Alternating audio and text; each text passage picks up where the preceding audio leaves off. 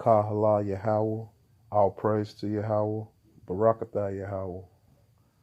What's going on, y'all? Got something different for today, man. Based off some scriptures, history, precepts. Um, what if I told you Judah invented Christianity? I know that sounds far fetched, but we ain't gonna waste no time. Let's look into this, y'all. So we're gonna go to the book of Jeremiah,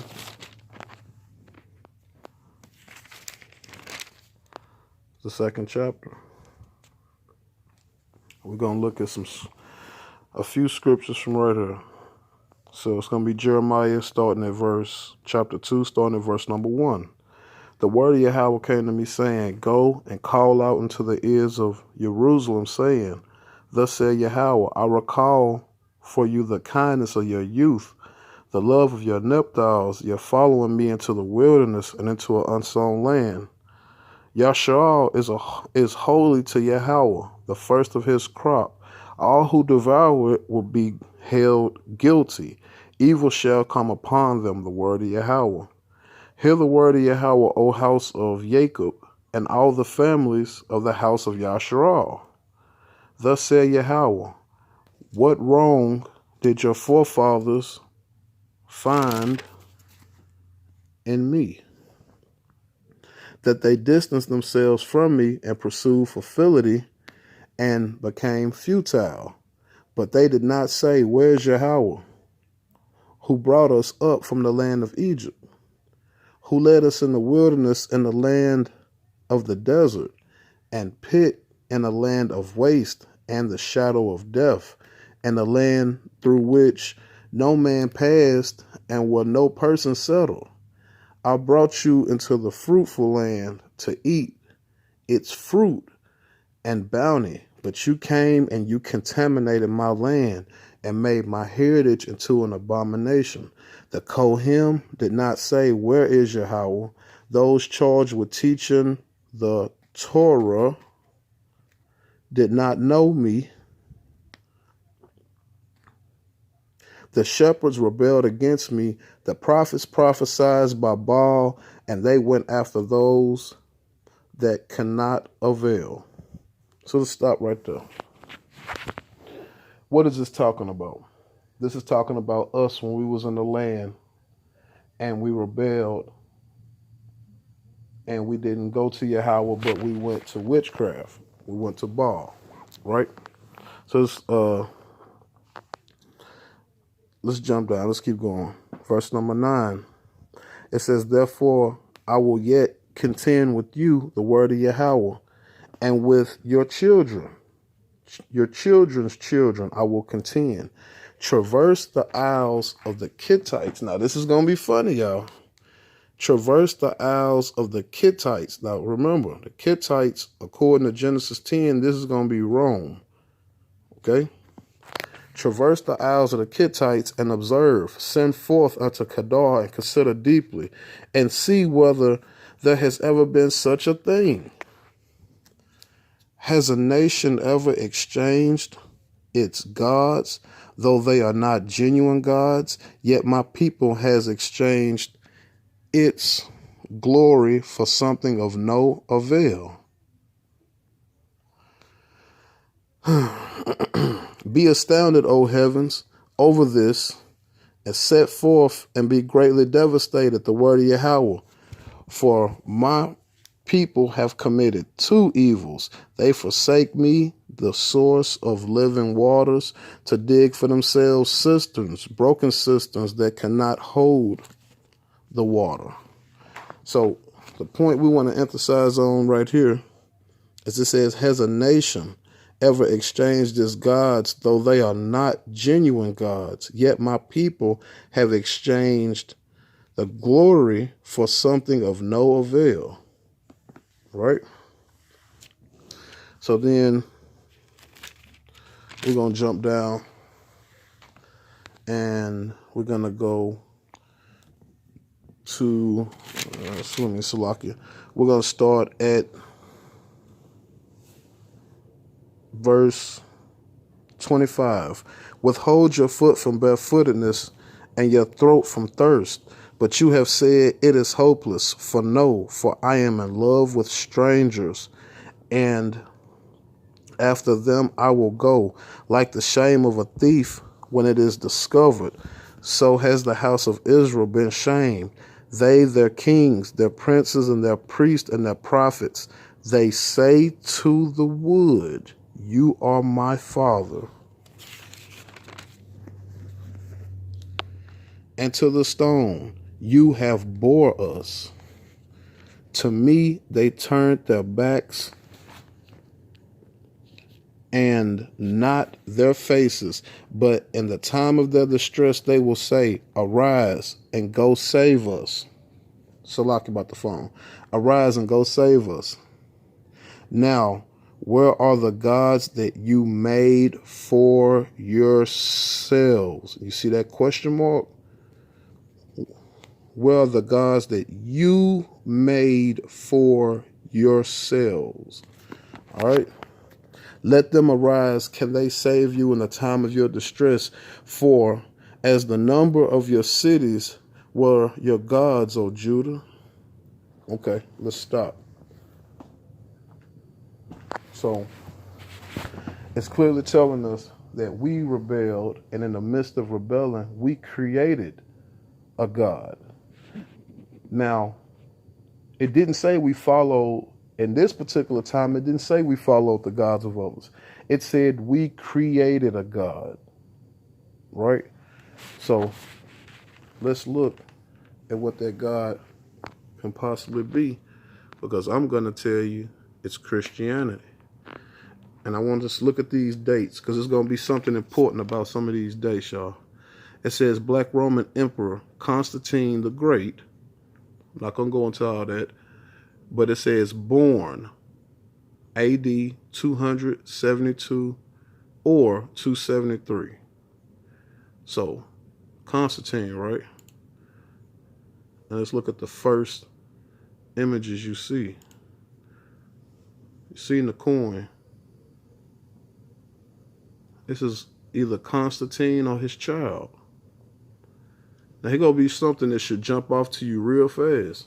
272 AD, ain't no Christian slavery then. I want you to think about this and look at what he's holding. If you pay attention, that's a cross, but it has another little T on it. That's actually supposed to represent the tree of life. I don't know if y'all can see it on here, but if you can see over the top, there's another little cross. But that represents the tree of life. You have some people say, oh man, that's Kabbalah. Man, this is before all of that. And that's all I'm going to say on that note. But this is Constantine, y'all, a depiction. Now think about it. If this is Constantine and he's black, so let's look at some other stuff, right? So when we look at the medieval empire of Israel, all the depictions are black. And everybody has this book. But here's going to be the thing, though. We did not leave the land to keep the covenant. We didn't do that. And this is how I think this Christianity got invented. We're going to get there in just a second. But look, medieval empire. You see them, right? Okay. And I want to do another thing. What you have, you're going to have a whole lot of people going to say, oh man, them Moors. You know what? I want to deal with that now before we even go into that. Let's deal with that right here. Them are going to be Moors. You know how you can tell? Because they're going to dress like Moors. They're going to have their heads wrapped. They're going to have on their garments, their tradition, their custom. Those are Moors. That's just, you know what that's like? That's like these pseudo guys. What they do, they look at pictures of like Egypt and they see a potter's wheel. Oh man, Egypt had the first potter's wheel. They look, they see a boat. Oh man, Egypt had the first boat, etc., etc. What about maybe they were just drawing pictures of the things they was doing? not necessarily they had it first. And that's going to, let me just say that about when it come down to these medieval pictures, they're going to try to say, oh, everybody was Moors. That was all Moors mean is melanated people. That's all that means. So we're going to get around the wordplay of it. You're going to know Moors because you're going to see their customs. You're going to see how they dress those sickle type swords, their customs. So now let's take another look. Now, he don't have those customs. And you clearly see he's got an afro up under that crown. And you see his subjects. You see the subjects. You see the army protecting him from the people. You see the color of the guy in the army, but you see who's the king, right? Let's keep going. This is going to be Saint Odo from, was that Bemmenberg, 1060, 1139, medieval German bishop and missionary who, as papal, I can't read that word, they got it real fuzzy, converted, it says, to Christianity. But see, that's the thing. How you gonna tell me he's converted to Christianity when we are, at this point, they're already dealing with it. And this is 272 AD. The Inquisition doesn't start until between 900 AD and 1200. So here we, like 900 years before that, already dealing with Christianity. So you got to ask yourself a question. Who really started this? Let's keep going. So we dealt with that. So we're going to deal with this one. So we take a look, right? Now, this is Edith in England and Odo the First, Holy Roman Empire. Now, you've been taught that the Roman Empire been all these other people. Look at what you see. They showed you lies. This is the Roman Empire, and what is this? We know what this is. I want you to really think about this. Really consider the lies that these people have told you. So then we're going to look at this one. And that's going to be St. Clemens. Now listen to what this says. St. Clemens is said to have known St. Peter, St. Luke, Barnabas, and even St. Paul personally. And look at this part. It says, and two successors, Unis. Now you got to ask yourself, is this Unis or is this Onias? Are they being funny and they're putting Onias' name in here because they know he was one of the last ones? But they put Unis, which is another dude in the New Testament, which I've told people is Onias, but he's claiming to have lived in that time frame. I'm not saying Jeebus is real. No. I'm telling you, we invented that. And I'm going to show y'all something. They're being real slick. Notice they always put a halo around the head, right? But if you really pay attention, the halo is nothing but his afro. That's all that is. They've took images of you, put them in white, put halos around the head. But you're not understanding that halo is just the afro. Let's keep going. So let's look in current days, who's still bowing down to this? Why are they bowing down to this? I think I got an explanation. Because why? We forced it on them. Remember? Our subjects. Remember that Torah told you Judah would be the kings and the princes. Our subjects. I want you to really consider this. Why do they still worship this? Because this is what we created and forced it on them at that time. So let's look at the catacombs of Rome, right? Roman catacombs. And what do you see in the catacombs? You're going to have people, oh man, that was Mashiach, man, miss me with all that madness. How do we not know this ain't Onias the third? How do we don't know that? But the reality is, this is Judah. We did this. Nobody else did this. It don't matter we was living underground. This is Judah, y'all. Because Judah made himself into a god and forced it on people and made them worship it.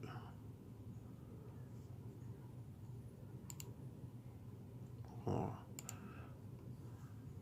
272 AD. Ain't no Christianity slavery going on, y'all. Let's keep this in mind. 300 AD is only 600 years away from 300 BC, and Daniel was still living at that time.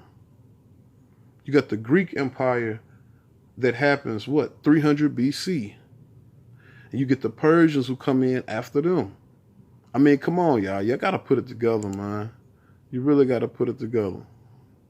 So, I had my suspicions about something. And I got this map. I'm going to take a look at this map, right? And I had my suspicions about something. And I'm just going to use this map to... Now, up here around this land where you see the Hittites, something very interesting about this place.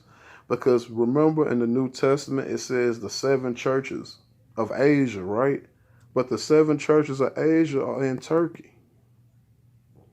They're not nowhere else. They're not nowhere in here. They're all in Turkey. Now I'm going to show you what's interesting about that. And I don't very much believe everything I read on here. You see this figure? I want you to pay attention to that word, coaches, because this is going to be one of the last branches of the Egyptian people. All right? And they moved to Turkey. And it says, now look at this. It says Roman mosaic from Antioch. So this is who's in Antioch. 200 AD. Okay? Antioch was ancient city in eastern side of the Dantes River in the ruins near modern day Anataka, Turkey. See that? Okay? Turkey. And I got another picture of an original person from that land. And this is going to be some of the descendants of quote unquote the Egyptian. Because I want you all to remember something. Now, why is this going to become important? I want you to remember something. And we just went over this. You go to Jeremiah, 44th chapter. When you go to Jeremiah 44, remember what we had done. We had ran into Egypt for the Queen of Heaven worship, the demigod worship. You get that in Jeremiah 44. We ran into Egypt to do that. Is this where we picked up the demigod worship and incorporated it into our own scrolls? I know some people feel like, man, that's straight BS. I can't believe you said that. Nah, I want you to sit back and I want you to think about this. I'm gonna find that picture again. There was no, this is 272 AD. There was no Christian slavery starting with us. That didn't happen between 900 and 1200 AD with the Inquisition of the holy, quote-unquote, so-called Holy Roman Church. When I'm showing you who the Holy Roman Empire is. That's Constantine. And this is another king and a queen from the, and they're going to say African, but that's not what I looked up. When I click out of this, you'll see I typed up Holy Roman Empire. And if you want this picture, that's all you got to type up is black or Holy Roman Black Empire. You have to use the byword. I done told y'all this. Think about this, y'all. Now, this is going to become important. These people, these are going to be some of the last descendants of the Egyptians, right? And these people, they lived in Turkey. Now, like I told you, in Turkey is the 7 churches of Asia. And these are going to be some of the last, the descendants of the Egyptians. Because all you got to do is type in Colchis people. Once you type that word in, you're going to start to pull this up. It's going to let you know these are a branch of Egyptians. But remember, we fled into Egypt to do the Queen of Heaven worship, Jeremiah 44. That's going to be what Jeremiah 44, 16. Concerning the word that you have spoken to us in the name of Yahweh, we do not listen to you. Rather, we will indeed continue to fulfill everything that came forth of our mouth, came forth from our mouths, to burn incense to the Queen of Heaven and to pour out libations to her as we did. We and our forefathers and the kings and the officers in the cities of Judah and in the streets of Jerusalem. But remember, we fled, not to keep the covenant, but to do that. But just because we fled, don't mean we forgot everything about the covenant. Don't say that. It never said that. Now let's go back. This is Jeremiah, the 2nd chapter. Now what does it say? Jeremiah 2:28. Now where are your gods that you have made for yourself? You know what I think? Let's get some background. Because it's starting to look like we created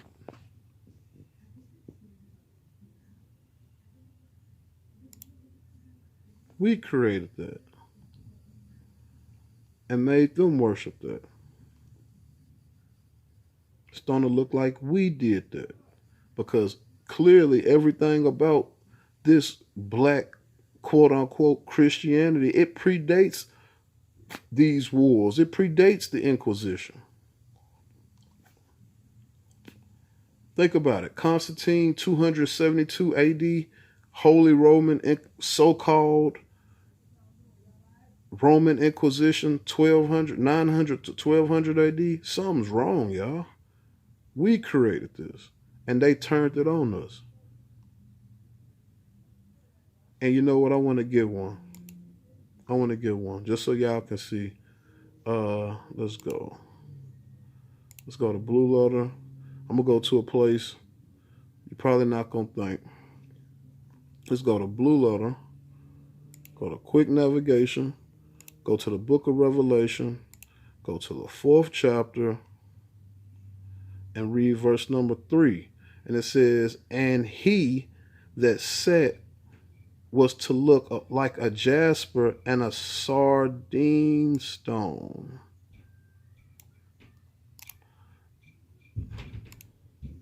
And a sardine stone, right?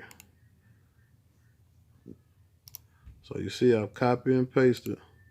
And all you got to do, you plug it in. They so crafty, they going to take you right to the face. He looked like a sardine stone. Look at that. That's a nice brown color. That's a nice brown color. Understand what you're looking at.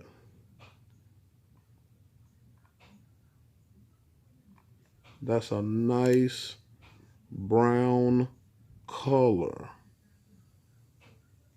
What did it say? Let's read that again.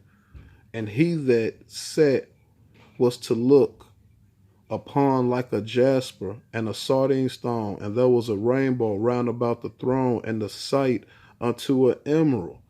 A rainbow. That's that afro. That's that halo I keep talking about. A sardine stone. So let's go one a little bit more in depth. That's TK going off in the messenger, so I ain't mad. Let's keep going. Let's keep going. So, sardine stone.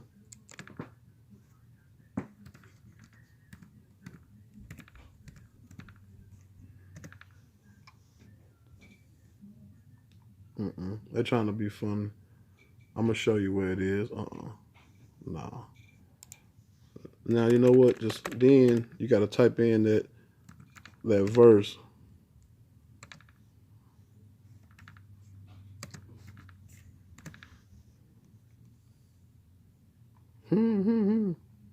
They trying their best. I've pulled this up already on my phone. There's one carving of a piece of raw sardine stone. Like I said, we could clearly see it's brown. We're not worried about that, y'all. But they got it here so far. It's cool. Like my brother Judah said, you got to labor.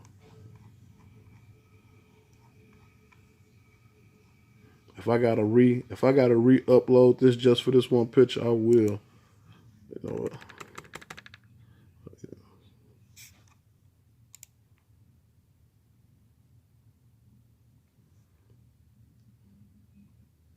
They ain't gonna find that face, but they got a face carved out with a sardine stone, and you see that it's clearly a copperish looking scenario.